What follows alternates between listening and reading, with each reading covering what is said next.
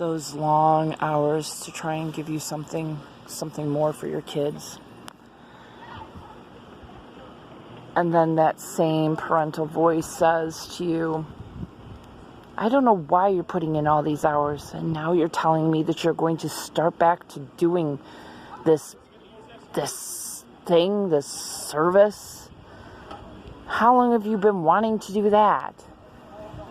Your children don't even know who you are. You're working way too much.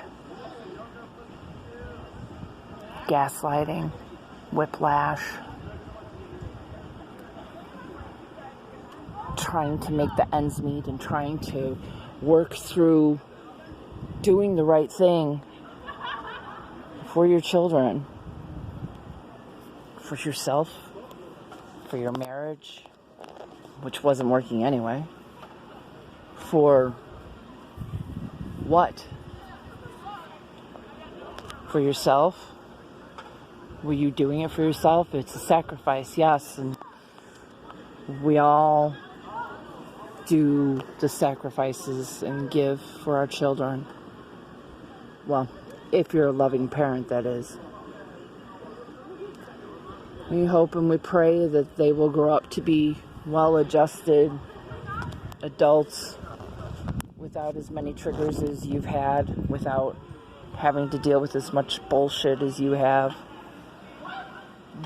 Save them and keep them safe and help them to heal from what they do need to heal.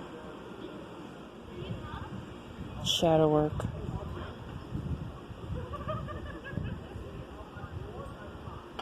It's the deep of the night stuff when you're just laying there and you cannot fall asleep, even though you are tired. Tired is bone tired, it's body tired, it's mind tired, it's soul tired.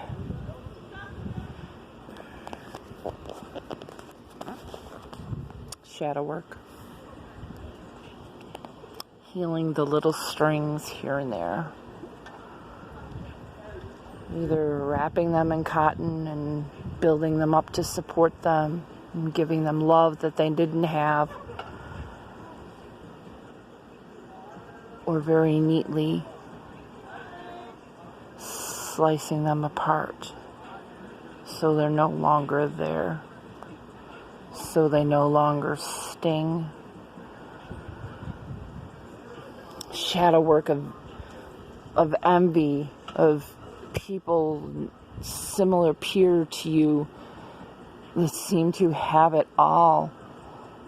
They've got the lifestyles, they've got the cash, they've worked for it, they had the opportunities and the jobs and the relationships.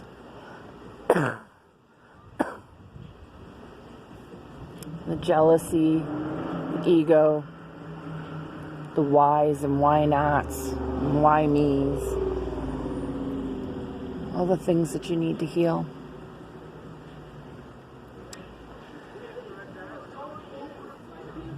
The shadow work of looking in the mirror and seeing the wrinkles on your face, and flesh sagging a little bit more in certain places, and that layer of subcutaneous fat that just does not want to go away. The creak of the bones, morning, noon, and night, as you try to glide through life on what your soul feels is healing and tending to the shadow work. And yet now that you're reaching this state of ascension and awakeness, and you're doing that shadow work, and you've done so many thousands of years of healing in your soul, and your body is just betraying you. It's not betraying you. It supported you lovingly all those years, through all that pain, through all the things that you have to go through to heal now. It supported you. It cradled the body of your children and supported it so that they could be birthed into the world. It cradled and held in the arms those children as they grew up and wiped their tears. It didn't fail you. It's still there. Your hair may be a bit grayer. Your teeth may be falling out. The creak and the ache of the bones grinding on bones reminds you of all those fabulous nights out dancing with the bands and the friends. And you know that those are memories that you need to treasure and hold within your poor, flabby, much loved, achy, cranky, creaky body. And that's shadow work. Shadow work is taking out of the closet those memories of when you were little. How you figured out about Santa Claus and the Tooth Fairy. How you realized that after that parent remarried, the presents weren't quite as many as what they had been when you were living at your grandparents'. Maybe they were better. Maybe they were more thoughtful. Maybe it was because you were older now and you could understand the true spirit of Christmas is about giving, sharing and caring and loving and family and peace and quiet and memories.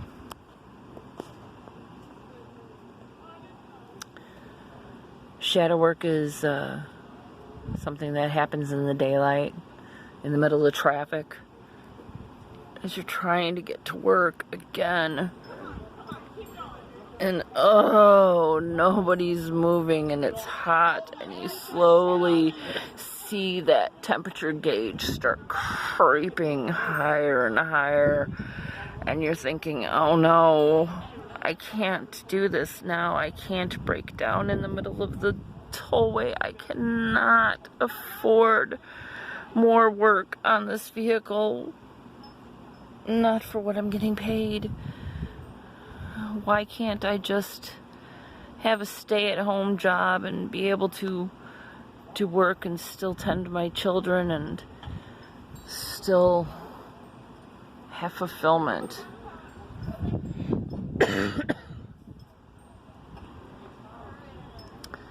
And then that song comes on the radio. Yeah, that song again. And you smile and you think to yourself, well, thank the goddess I'm not back in that relationship.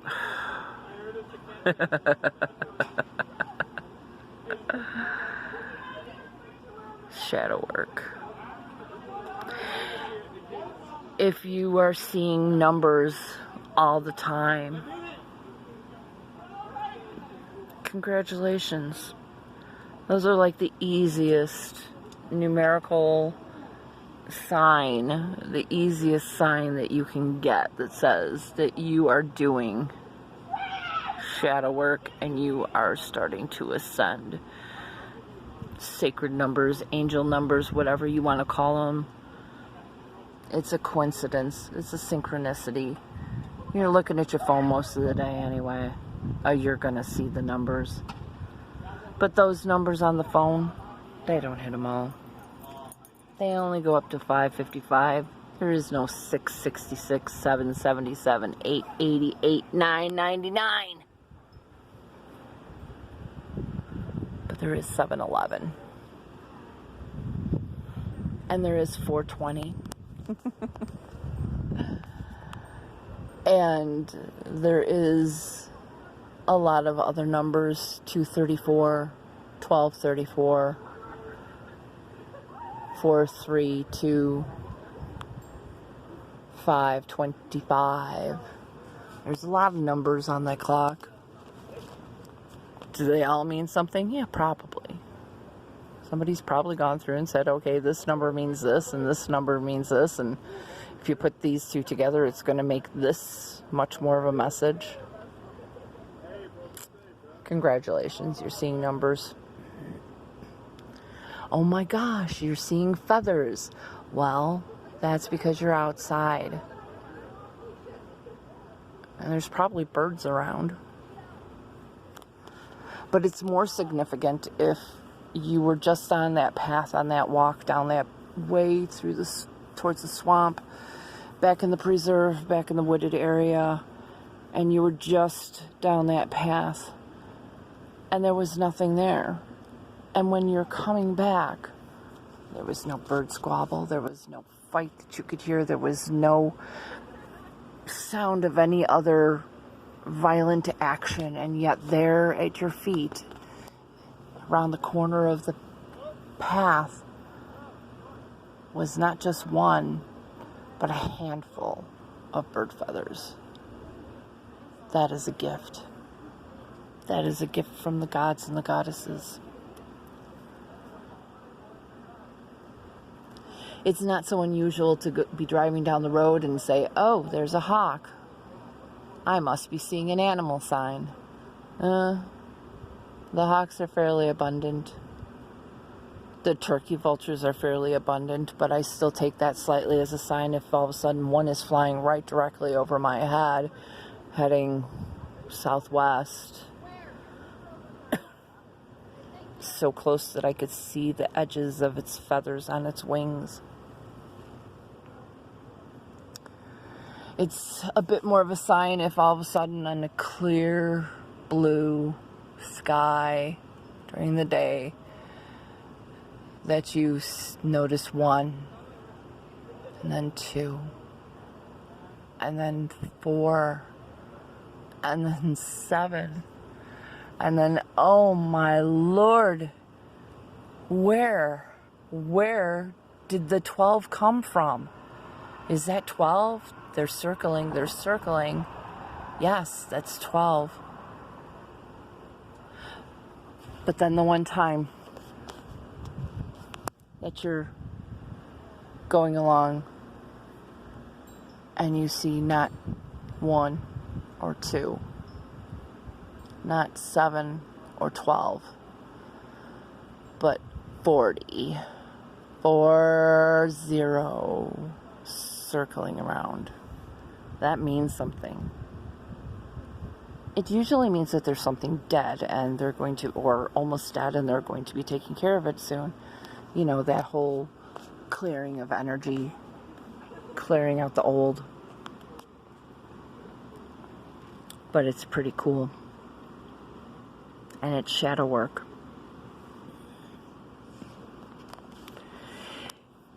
It doesn't mean much if you're out in the country and you notice that there's a couple of deer out in the field. Yeah, that happens all the time. It's a little bit more significant if they run right out in front of you and you have to slam on your brakes because you don't want to hit them. Shadow work. Seeing birds is, when you're driving, is not unusual. Hitting them is another thing. And not one, but 5 within 2 months' time. Yeah. Shadow work. Get the hint. You need to change doing something, because otherwise they would not keep hitting you. And that's shadow work too.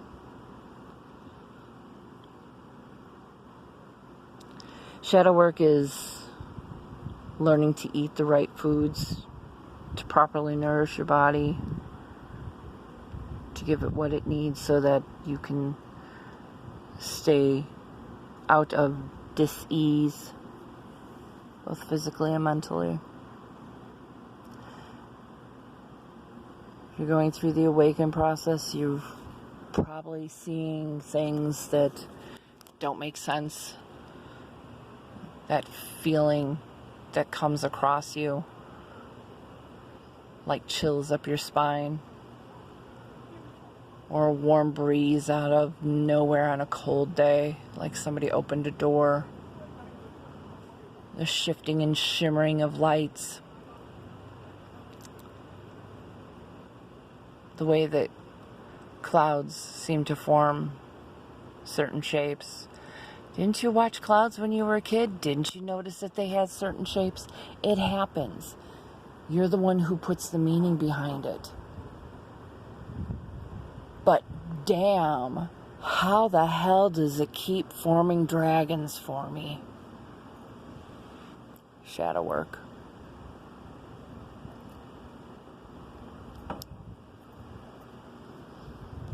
Shadow work is, sitting on your balcony at night, talking to your phone in the dark. Because if you go to bed, you're just going to be awake anyway. Thinking over the day's divination readings that you happen to see and ask questions about the ruins, the tarot cards, the shadowscape cards, the numerology. And you think how far you've come and how much shadow work you have done, and thinking and hoping and praying that you've done enough, that your blessings are going to be coming. And then 1 reading, 2 readings, 3 readings, and they all say the same thing. You need to heal. You need to love yourself. You need to find out what it is you're doing. Because that, my lovelies, is what shadow work is all about. I think I'm going to go in and go to bed. You have a lovely night.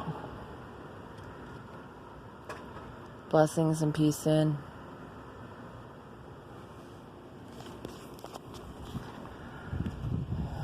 Maggie Ravenswing. I'm out. Love to all. Go do your shadow work.